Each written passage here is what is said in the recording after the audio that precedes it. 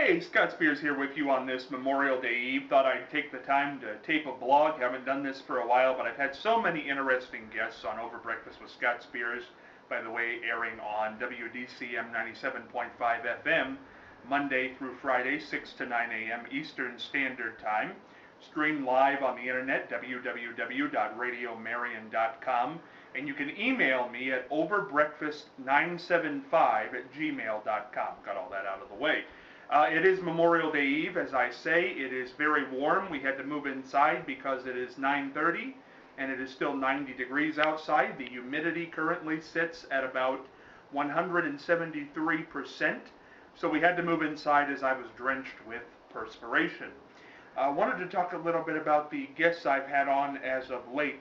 Friday, Ted Williams, the Golden Voice. Class act in every sense of the word. I was so excited to meet this man. Everybody was so excited to meet this man. We set a WDCM rating record. The internet server went down during the interview because we had so many people trying to stream the interview. Ted's a class act. Ted came in, he was kind to everybody, and the interview was fascinating. He was honest. I can't say enough nice things about Ted. And let me tell you how nice Ted Williams is. First of all, what's he doing now, less than a year and a half after being off the streets himself? He started a charity working for the homeless. So, come on, he's a wonderful gentleman. Here, let me tell you about his character. In the studio, we had 40th Treasurer of the United States, Mary Ellen Withrow, Miss Ohio 2011, Ellen Bryan, Charlie Evers, myself. In the building, we had my fiance, Jessica. We had General Manager of the station.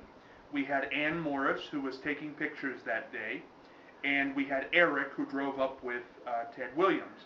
When Ted left, he gave everybody a hug. He didn't just say goodbye, he gave everybody a hug.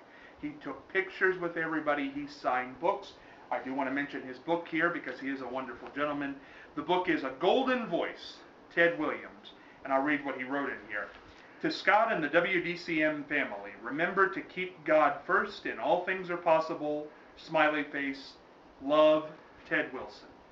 Ted Williams. And that's how I'm always going to remember this gentleman, Ted Williams, with love, because he is a loving guy. So Ted, wherever you are, I hope you see the continued success and our love back towards you. And I hope you come back with us many, many times. I've told you about my aunt who was a fat lady in a circus. I never saw a picture of her until recently. Her name was Nettie Wilson. This is a picture of her that we have unearthed. Right there. That's Nettie Wilson. Can you zoom in on Nettie? Nettie was a fat lady in a circus in the early 1900s. And actually, after this picture was taken, she developed diabetes, had her 2 legs amputated, but did not want to quit the circus life. So she became a snake handler. True story. You can't make stuff like that up. But my relative, Nettie Wilson. Recently, I've had on the show Ed Asner, who I love from the Mary Tyler Moore Show, from many, many movies. He sent me an autographed picture. Thank you, Ed. To Scott the Wise, the best of life, and thanks. Ed Asner. Gotta love Ed Asner. And he did a terrific interview. That's an honest man.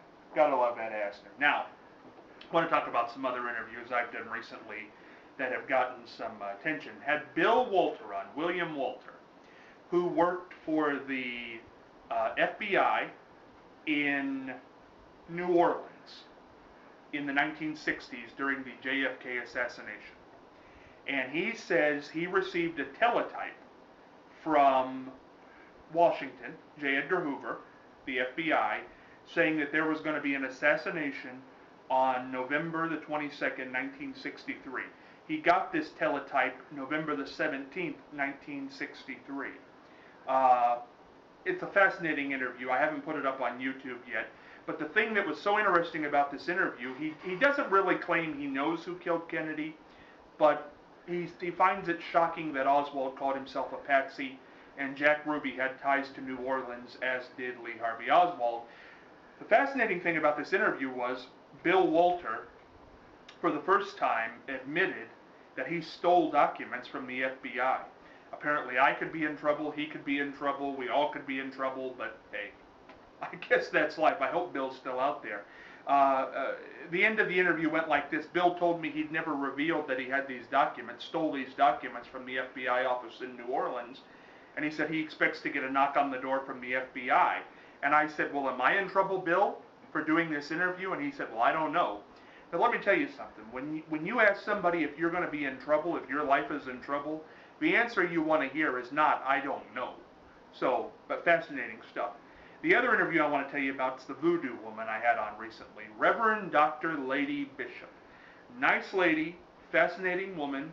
Voodoo's an interesting subject, but she cursed me. Now, here's what happened. I called her up on the phone on a Sunday, and she answered the phone, and I accidentally hung up on her. I guess it made her a little furious. So she called back, got my answering machine, and she left on the answering machine. She said a verse from the Bible, and then she said I would be 2 generations before me cursed, and 2 generations after me will be cursed.